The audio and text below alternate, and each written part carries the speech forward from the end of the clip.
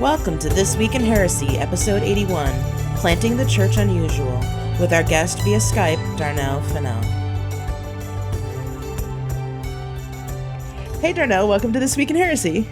Hey Gina, thanks for having me. Excellent. Excellent to have you on, because it's been so long since I've had a chance to talk to you, because for the sake of the audience, we were at PSR, Pacific School of Religion, together for a while. So, but for the sake of my audience, could you introduce yourself and talk about who you are and what you do? Well, my name is Reverend Darnell Fennell, and I am a new church pastor in Houston, Texas. I pastor a new community called Just Love, which is a progressive UCC disciple, as well as Disciples of Christ affiliated congregation. This is what I do in the world post PSR, trying to create beloved community here in the South and trying to create space, not only an affirming space, but a space for people who are yearning for a space that's thinking about doing church a different way, whether that's the way we worship, the time we worship, as well as how we worship. So why Houston? Because there'd be some people that'll be like, how can you start a progressive thing in Houston? It's Texas, isn't it? Yeah. And I think the one who gives that response has answered the question as to why Houston. I think that there are many southern states and southern spaces that are overlooked because sometimes it feels as if there's no hope for the South. Mm-hmm. I think if we're going to launch somewhere in the South, if we're going to kind of start troubling the water and to some degree, Houston would be a good space, number one, because it's one of the most diverse cities, if not the most diverse city as of now, with not having one dominant ethnic population and continues to expand in diversity. And not to mention the backdrop, this is my hometown. So there's this kind of call to come back to a space that has shaped me, space that has even wounded me to a degree as it relates to religious space, and wanting to be a beacon of light, showing other people who won't be able to go to the New Yorks or the Berkeleys that progressive possibilities can arise in unlikely spaces like Houston. And I think that's awesome. And I think that's, when I hear of all of the spaces like that, like not just yours, but there are other people doing similar type of work in other spaces where, you just don't have the same kind of progressive or even LGBT friendly community, and I know it's hard work, but how has it been really difficult, or have you gotten a good response? Well, I must say I'm very grateful for how things have unfolded now. This month made 2 years of us being finished with our program at PSR. So in 2 years, I hit the ground running, coming back to Houston in June of 2014, and finding a network of people who were somewhat yearning and really buying into a vision of, wow, we're gonna create this space that not only be affirming, because there are other affirming churches here in Houston, but we're trying to also be progressive in our theology and what it means for us to not only raise questions around sexuality, but to be able to welcome lots of questions and to give people agency and space on their faith journeys to own them for themselves. And that's not really a common thing that happens here. So from then, I think we started meeting for the first time corporately in February of 2015. So I think space came easily, thanks to another disciples pastor who lends us their gym. Nice. And so resources have fell into place. Of course, you can always use more, right? But definitely grateful for the things that have been handed to us and given to us. As it relates to the response, I think that there is, because this is very much the Bible Belt, and affirming spaces are often hard for people in general, just because you are LGBT affirming. Mm-hmm. But to have that on top of this space where it doesn't seem so familiar as it relates to how we are accustomed to doing church. We don't have the familiar markers. It's very laid back. It's very intimate. We also incorporate music that's not always known as church music into our worship experience, incorporating art and things like that, which are kind of different. So I think it's not a immediate catch-on for most. But then there are people who come and there is like, wow, this is what I've been looking for. And those are the people that we have to be mindful of. How mixed is your congregation? Like, is it mostly younger people, or is it a good mix of people? I think it's a good mix, both racially as relates to the black and white. So we have several persons who are European American white, as well as the other half would be African American and heterosexual as well. Those who identify as bisexual, those who identify as gay, and definitely an ecumenical background. Everybody doesn't come from Disciples nor UCC. We all come from various traditions. Young people, as well as people who are the 20-somethings, millennials, and those who are non-millennials. So we don't have any elders yet. So elders in the sense of 60 plus. But we definitely have people 50 all the way to the 20s. Yeah. So, what made you want to start a church in general? Because I get that question a lot. Because I did try to start one that was Wiccan Christian for a while, and it was okay, but it didn't work out after a while. And so knowing that it may not work out or it may work out, and it's kind of a scary proposition in the beginning. Yes. What made you decide to do it and to stick with it? Well, I will say that for me, going to in Christian traditions, you can often have a call. So you can go to a church that's already existing, get a job, have a salary already there, and it's nice and cute and a lot easier. But new church start is, if there was going to be a way in which I could pastor, I would have to create that space, because a lot of spaces would not welcome me because of sexual orientation, a lot of spaces because of race. So you find yourself, in between two worlds. So if I was really going to be able to show up in a space, build community, pastor people authentically, then I would have to create that space. So new church start comes from a sense of, if you don't create it, then it won't exist. If you want to really create a space where you can be, as a leader, authentically yourself. Yeah. Do you get any pushback or flack from the denominations at all? Well, I would say that our denominations are all autonomous. So every local church is able to, adopt their own way in which they want to be theologically. So you do have some who are more traditional. I think that very much we range from more conservative to middle of the road. Radical progressives, people who are really trying to shake things up. That is not commonplace in either of the traditions that we find ourselves in. Right. So you kind of have to feel, how do you build community without allowing yourself to be marginalized because of your need for like a really radical change in what it means for us to be church. So you have to kind of embrace that, but also offer new ideas. And even when those new ideas aren't always welcome, because you're the new person on the block, and you have to build a relationship, as well as at the same time trying to push us to be a more inclusive and more progressive denomination locally.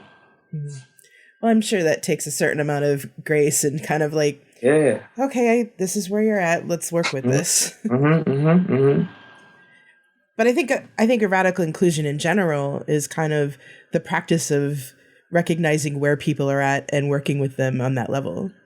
I agree, Gene, and I've learned that through pastoring. I think that leaving PSR, we've been in classrooms and we've been in these great conversations around radical ideas, and it's a bubble. It's not so much what's happening on the ground, and you have to ask yourself the questions when a person shows up they want to be in community with you. They want to be a part of this. Is it really important to want to push their theology unless their theology is harmful to them or others? Some people I won't align with theologically on various positions, and I'm okay with that as long as that theological viewpoint is not harming anybody. That's when, of course, you have to draw a line in the sand. Yeah. But if a person chooses to see things in a more traditional way, I'm okay with that, and I've learned that, and that's what community is about. Yeah.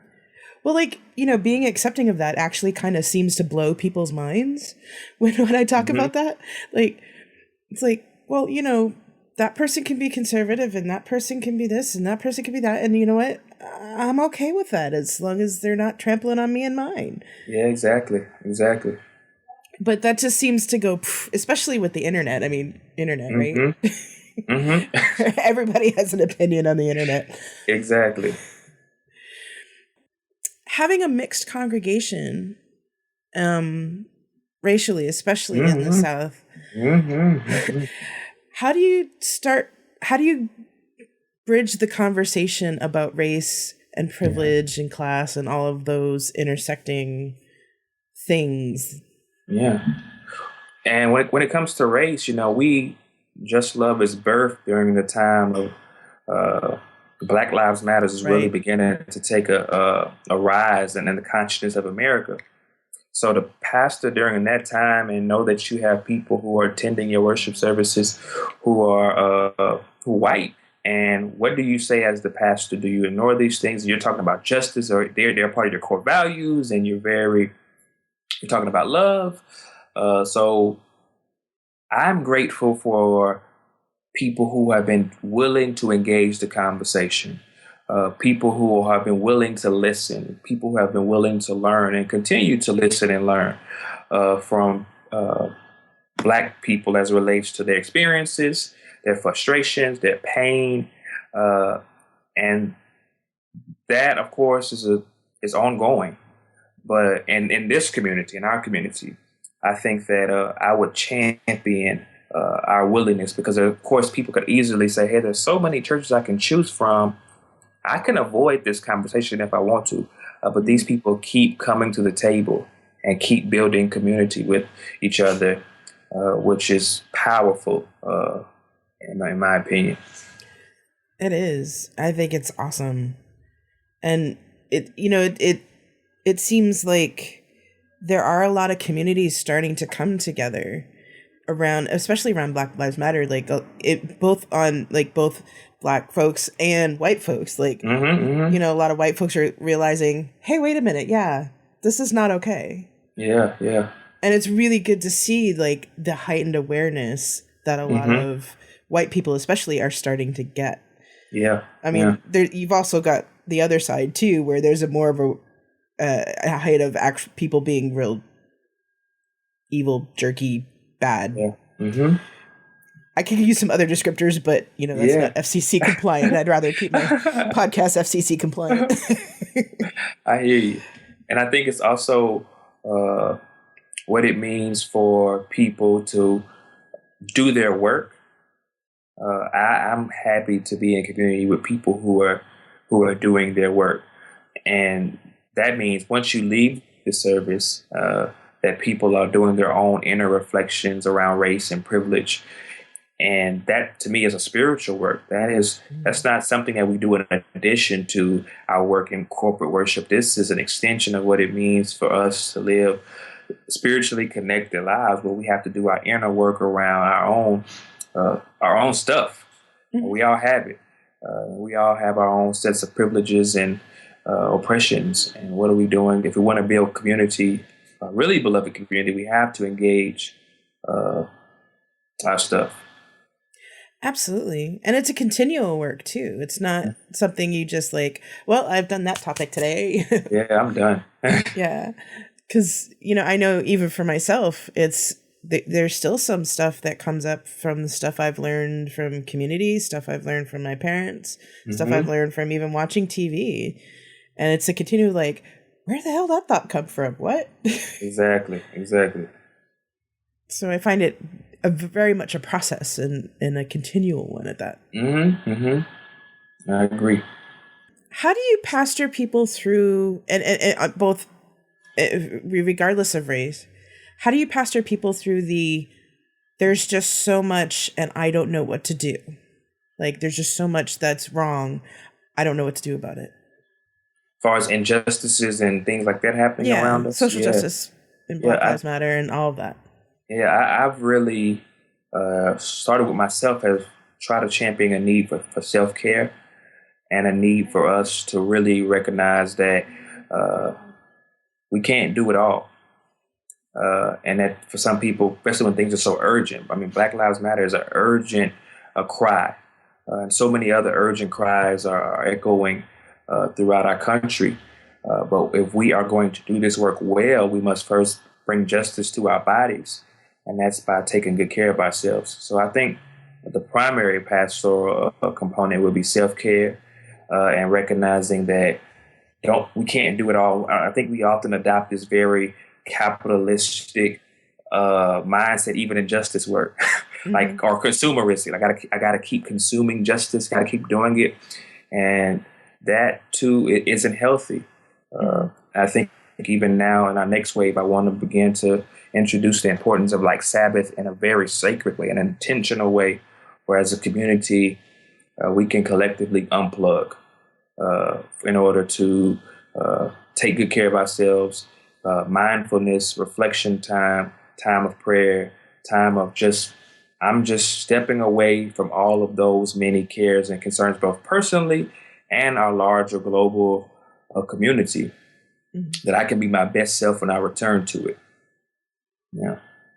Yeah, I agree. And it's hard too, because there's so much that we've been programmed to not do that, like, and even in the progressive movements, you see a lot of people like, well, you're not really being really progressive if you stop and go on a retreat, or, you're not really progressive if you don't do X, Y, and Z, and you don't do it all the time, or if you're not marching in the streets, or this, that, the other. Yeah, I have those inner conversations with myself all the time, and I think social media isn't always helpful as you scroll through your news feed and you feel like, I should be doing more. I need to be doing more because this person's doing that. And it's just like, look, I have to tell myself, I have to take care of Darnell if Darnell wants to take care of other people. And I have to live that out, and I have to not apologize for it and not see it as a sign of weakness, but having this great rhythm of work and rest. Work and rest. I agree. And I have to tell myself that too a lot myself, because like, just being clergy too, because there's like expectations of clergy, like you're kind of always on 24/7, and there's like that time where you have to say no, like, no, I need to sleep right now. Yeah. One of the things when I hear a lot about the, when people kind of like, if you're not doing XYZ, then you're not doing social justice right or whatever, I try to also tell people, it's the little things too that are just as important, it's like, like if you think of a church, you've got, the pastor in the front doing the sermons, and but you've also got the ushers, and you've got the grandmothers in the back cooking dinner, and all those little things help. I think. And I often tell, because like I said, I've had this vision even while in grad school of like how church would look for this new community, and I saw this, in the streets. And I'm not saying we won't ever get to a space where we are organizing and XYZ, but it was really just a lot of movement out there. Never once did I think about, I also want a people that doesn't just show up in these spaces, but I want people who, when they show up at work and conversations arise around immigrants or illegal immigrants and Black folks or gay folks or trans folks, that these are the people in that moment and everyday mundaneness of the workplace are disruptors, the ones who invite people to a different perspective, the ones who don't remain silent with their coworkers, colleagues, friends, family members, that moment at the kitchen table, that moment at happy hour when someone says something that's very offensive and problematic, when you begin to invite them, you disrupt, that's not helpful, that's a moment of justice. That is a moment of justice. What is the walks when we're silent in the very mundane moments of that require our need to bring justice to those moments? No, I agree. And it's amazing. What's really amazing to me is when I have people, like right now, it's mostly my Coven students, and when I have my Coven students say, hey, yeah, I was at work and somebody was riffing on somebody's body size, and I told them, no, that's not okay. And they actually listened. And, to hear those stories come back to you, especially as clergy, where you're like, yes, I've succeeded. Exactly. So for people who may be listening to this in the Houston area and might want to come and join your church, or at least check it out, what are your services like and all that? Well, we meet in a gym of a church, which is in a pretty affluent neighborhood near Rice University. But our ambiance is very relaxed. The ambiance can sometimes be very reflective. Some may expect, high energy. And I think we have moments of high energy, but it's Saturday evening, 5:30. So people, have had their Saturday. Some have worked. Some have been out shopping. Some have been out with the family. And what does it mean to kind of slip into a space where community is authentic, where you really know people, they know your name, they're happy to see you. We gather around, we listen to great music together, we pray together. At times we share a meal after worship together.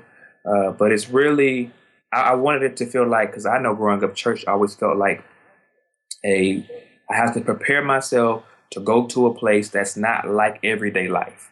And I want Just Love to be a space that feels like everyday life. Like you're really not seeing church as something other than, but it's intertwined in the fabric of just everyday life. So a person can leave service, they're dressed in their casual clothes, and they can go out maybe to dinner at 7:30 with friends and just blend right back into their day after being filled in that moment and having a moment of community, having a moment of worship, having a moment of, of personal and spiritual growth through the sermon. That just feels more life-giving to where I'm at and where most people in our community are at in their faith journeys. Like most of us have done the whole, grand church, and nothing's wrong with grand church. Nothing's wrong with toe tapping church. Nothing's wrong with high energy, Sunday best. Nothing is wrong with it. Smells and bells. Yeah. Exactly. But there's also a space where we just kind of want to gather. We want to just be easy as we engage in our practice of worship. Do you think this is a part of the future of the church, like becoming more integrated in just the way life rolls? Yeah, I think it is. It may be slower here in the South to get there because this is the Bible Belt, and I think that narrative of how church is will reign for hundreds more years. But I think people will want community, and community doesn't always look like formal. Community is sometimes informal. It's hanging out together. It's sharing your story. It's hanging out and having a drink together, and not feeling shame around having a drink together, and talking about your week and talking about your ups and your downs, and seeing this as this. I'm being church. We're supporting each other. We're listening to each other. I think this is the way. Yeah. And it seems to be that a lot of people are really discussing this way of doing church as the future of church because, especially around millennials and, like my age and younger, especially like my age and younger of Gen X and all that, because, how do you get people into church when what they see of church most of the time in media is the fancy church? Yeah. And I think also it's this idea of, we said earlier, like I'm a new thing. I'm a part of a fellowship program, which is formerly known as the Beatitude Society. And we actually met last week, and we were talking, many of us are doing new things. And we're like, it's really not a new thing when it comes to the history of the church, of breaking bread together, praying together, gathering in someone's home together. And that was the birth of how it meant to be church. And of course, time goes on and we evolve and we add these new things to it. And so we're not really doing a new thing. We're kind of returning to an old thing. which for some people, like I said, is a difficult jump because we're just so accustomed to church being one way, and we just want to give another option of what it means to be church. Yeah, and I know I personally I really loved when we were in school. Like I really loved learning about the early church, and I was just like, wow, that's that's a really cool way to do church, and it's kind of neat that we're kind of coming full circle. Yeah, like coming back to realizing, well, hey, maybe that they had something there way back in 1 AD. Exactly. Maybe they had something about this house church thing and had breaking bread together. But one thing that does bring up, Gina, is for us people who went to school and invested our money and time and energy. What does it mean for the local pastor now? If we're going to do it that simple when people need salaries. What does it mean when I want my livelihood to be as a pastor, but I have to eat? I have to pay bills. Right. So it's this balance. Like I used to be opposed to mega and what it meant to be large. I think progressive people are going to have to not be afraid of large, but while being large, not selling themselves out to be large. So I think our message is important. It deserves a platform. We still can build community and do it the ways that resonate with our values. I don't want to always be the intimate church because I think that the intimate church is important, but being large is not at all problematic because we want, well, I'll speak for myself, I want to be able to disrupt the common narrative of what it means to be Christian. And the people who get the microphone are the ones who have platforms. And us progressive folks, we don't always get the CNN spot to share our narrative of what it means to be Christian. And it's important that we do. So we have to create space that will be sustainable and that will build a platform for a message of love, a message of justice, a message of inclusion. We need that. Well, and we also need the support from other people too. It's hard being progressive clergy and being able to do this and spending a lot of our own money and time and then not feeling like we've gotten the support. Because, I get there, like, I remember at one point, Anne Rice was complaining on Facebook or Twitter or something about how, where are all the progressives? Why aren't they doing anything about these conservative people? And it's like, well, and I wrote an open letter saying, well, yeah, we're doing the stuff out there. We're doing the work. So if, we wouldn't mind some of your financial help to do that work, that would be really great. Very true.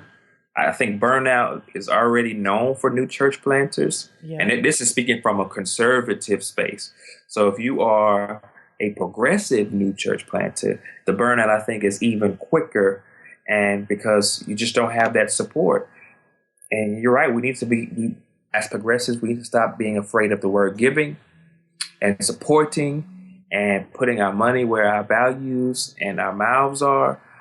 It's important because I'm a teacher by day. That's what pays the bills. And being a high school 10th grade teacher and trying to pastor a new church start is not self-care. It's not. It's not taking the best care of myself, but I have to do what I have to do. But at the same time, I'm not going to do this forever. Something has to give, and it causes me a lot of sometimes personal. I don't want to use the word regret, but I'm still trying to reconcile my time in seminary, which was very life-giving, right? Right. But I'm reconciling it with right now. Like, I invested in theological education, progressive theological education, and I can't even find anybody to invest in me. Yeah. So, yeah. Yeah. I mean, that was one of the reasons why I had to give up on mine. And, and I still get a little emotional about that because I really wish I could have developed Between the Worlds further. Yeah. But it was like, the support. Well, I had really great support from individuals, and they were awesome, and they were really wonderful, and they were beautiful. It's the community support that just never came. Yeah. And I honor those emotions of what that has to feel like. I only can imagine because I've had moments where then you think I've had moments where I've thought like, I don't know if I'm gonna be able to do this. I want to let it go because it's just too heavy of a burden. Yet it's a joy, but it's also a burden. Mm-hmm. And then you think about, we have to think about failure, right? What is it? Did I fail? I put myself out there, and people ask me now, what about the church? And they're like, oh, well, you have to give that speech as to what happened. And of course, that comes with a sense of shame. A little, I bet sometimes, yeah. Yeah. So, I mean, I think we have to, I think our institutions have to think, do some deep thinking about inviting us into academic institutions and sending us out, and then that's it. Yeah. Yeah. And, and especially the progressive denominations, because, that's some of their systems, and, that's only for the ones I know somewhat well, which is usually UCC and sort of Disciples and stuff, but you could correct me if I'm wrong, but, some of their processes go back to a time where clergy had more authority in society, and it's just not in the same place anymore. Mm-hmm. And if you want your clergy to go through this process of going into extreme debt, to become good and useful clergy, then you're right. They need to really rethink that and rethink how seminary is done in the first place, because you hear seminaries closing left and right now. Yeah. I mean, even PSR is on the verge of shrinkage. They're trying to reimagine themselves, how relevant they are, and trying to, of course, find the audience, find the niche. No longer is the average white male in the 1960s, who senses a call after working as a doctor or a lawyer for so many years, and now going to go to seminary and he'll get a nice church and we'll settle in the sunset that way. That is not the narrative anymore.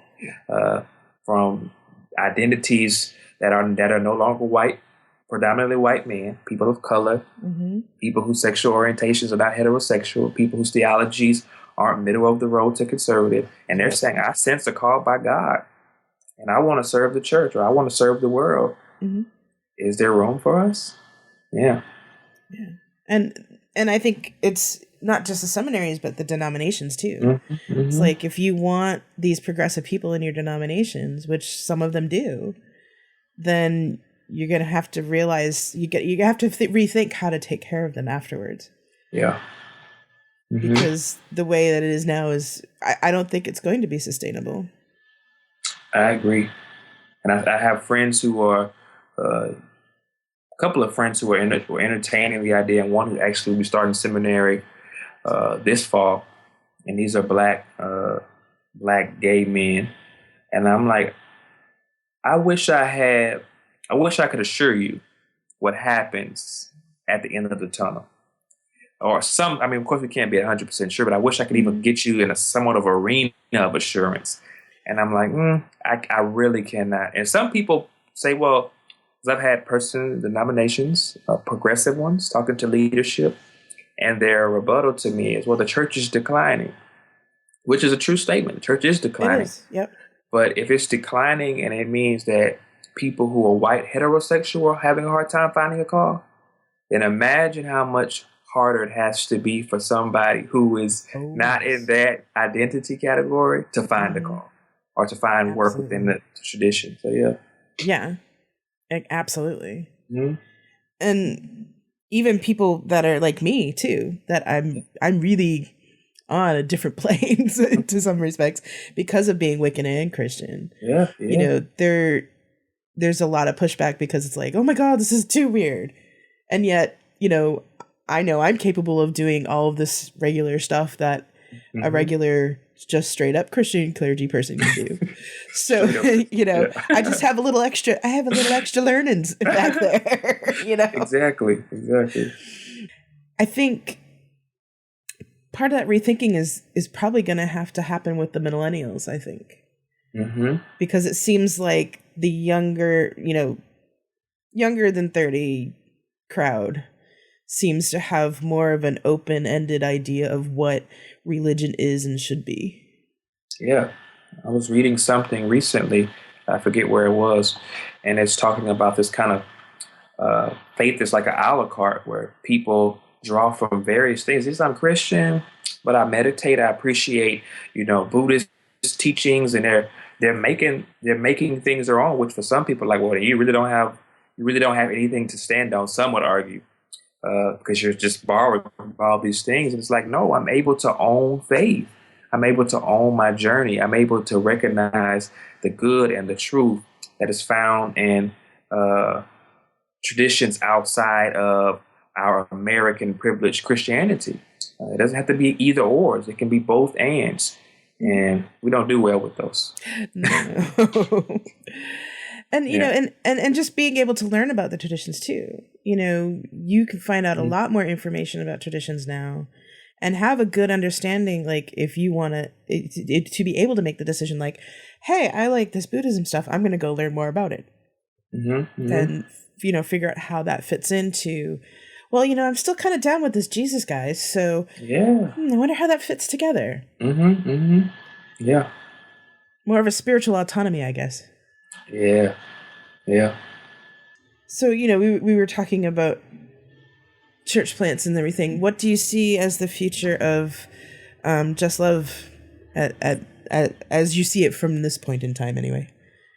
Well, I'm thinking the next wave of work for Just Love is to be able to find a thing that we cleave to as it relates to the thing in which we want to do in our context of Houston. Considering who we are, what we have, what can we contribute to our context? And of course, we often want to think very grand, and I'm thinking grand, but I'm also thinking very micro, and that can grow into something larger. I would love to see Just Love have its own separate nonprofit that does a specific work in the community, and that this nonprofit helps to balance off what it means to be a vulnerable new church start. That, yes, we are a worshiping community, but I don't want to focus all our energy on sustaining the worshiping part of our community versus the service part, the outreach part of our community. So I don't mind meeting in gyms for the rest of our existence as a church, because that makes sense to me. But what I am concerned about is having something sustainable that we do for the community. We can worship. I think borrowing spaces is the way of the future. Yeah. Shared spaces is the way of the future when it comes to worship, collective worship. But I hope that we can have a nonprofit that is viable and that is known for Just Love, or whatever the name of the nonprofit will be, that they do this one thing well. And this is a reflection of them living out their faith in Houston, Texas. So that's something that I see in the very near future, like the next year to year and a half, of what that is and actually launching that forward. That's really cool. And I agree with you too, especially about service in regards to worship. It's one thing to have all the worship space and doing the worship, and that's great, and having community like that together. But I think you're right, that you need to kind of balance that out with service. And, it's one of the complaints I've had in the pagan community for a long time, where there's a lot of people who are very much like into the worship space and into being priests and all that stuff. And it's like, and for me, it's like, yeah, but what are you doing with the rest of the community? What are you giving back to the community? And it's just kind of like crickets sometimes. But I think it needs a balance, because like if you're just doing worship, sometimes you can get too much into your own head about theology, and it needs an outlet. Yeah. A space to attach flesh to it and live it out on the streets. I think also worship, when it comes to worship space, I'm not sure how the Wiccan tradition is, but definitely this is a common situation within Christian contexts, is that, you're the new church start, you secure that church building, and you have a nice sanctuary now and baptismal font, and some nice pews and a nice fellowship hall and maybe some other additional bells and whistles. And that becomes your new burden. Beautiful, beautiful burden, because now we have to sustain this. Right. Sustain a space that we probably only use 2 times a week, and it only can serve one kind of function, which is really a worship space function. We got to think a little bit more creative when it comes to our need to want to obtain space. Let this space be able to do a variety of things outside of just a space for us to convene and worship. Exactly. I mean, like you're saying, shared space is going to be the thing. I mean, it's already happening now with multiple different churches, even of different denominations or even different religions in one space. Yeah. Just because it's easier to afford it that way, at the very basic level. Yeah. Well, we're getting close to the end of our time. So if somebody would like to come to Just Love or would like to get in touch with you to talk about some of these issues that we talked about today, what's the best way to go about that? Well, to get more information about Just Love, our meeting time, which is 5:30s on second, third, and fourth Saturdays, you can go to www.justlovehouston.org, justlovehouston.org. And go to our About Us tab and find out about us as well as the times in which we meet. If you want to contact me personally, I think Facebook is a good space that I'm using these days. I haven't really got into Twitter as much as I should. So on Facebook, it's D Fennell. That's D Fennell. Always happy to engage in these conversations because they make us better when we get into these sacred dialogues about imagining a better church, sharing our church hurts, church pains, healing from those. Yep. This is how we create beloved community. Absolutely. And I think it's been phenomenal watching things grow for you. And I mean, I've been following since you went out to Houston and everything, and it's just been amazing to watch. I think I've been really proud to be like, look, Darnell's doing this awesome thing. Awesome. Well, I celebrate that. Some days I wonder what I'm doing, but I'm glad that somebody in California sees it from that lens, and that makes me hopeful. But definitely staying committed to the work. Well, I'm cheerleading you from over here in San Jose. So thanks. All right. I'd like to thank Darnell for joining us on This Week in Heresy. You can subscribe to This Week in Heresy via TuneIn, iTunes, Stitcher, or the app of your choice. You can also financially support this podcast through patreon.com. Thank you very much for listening, and if you have any questions or comments, feel free to leave me a message through Twitter at TWIH Podcast or on thisweekinheresy.com.